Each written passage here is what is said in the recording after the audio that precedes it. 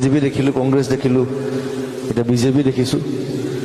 সকলোখিনি একেই, চব লংকাত গৈ পেলাই ৰাৱণ হৈ যায় প্ৰথম কথা। গতিকে সেইটো বস্তু বাৰে বাৰে নহ'ব, বাৰে বাৰে গোটেই জীৱনটো যদি এইটো চাই থাকিবলৈকে জন্ম হৈছোঁ আৰু তেনেহ'লে বেলেগ দেশত গুচি যোৱা ভাল, বেলেগ জেগাত গুচি যোৱা ভাল। গতিকে কিন্তু যাব মন নাই অসম এৰি, প্ৰথম কথা।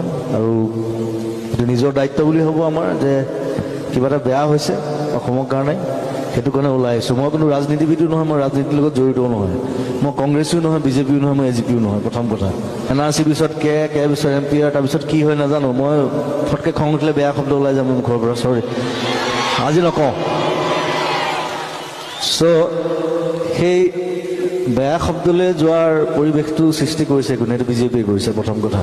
বহুতে মনে মনে ভিতৰত থৈ দিয়ে, ক'বলৈ বেয়া পায়, ষ্টেজত নকয়, মই কৈ দিওঁ।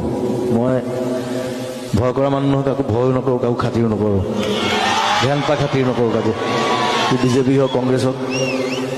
মই গান কৰিম, চিনেমা কৰিম, মোৰ সেইটোৱে কাম। মোৰ যিটো কামৰ কাৰণে পঠাইছে ঈশ্বৰে, মই সেইটো কামেই কৰিম আপোনালোকৰ কাৰণে, মৰালৈকে কৰিম।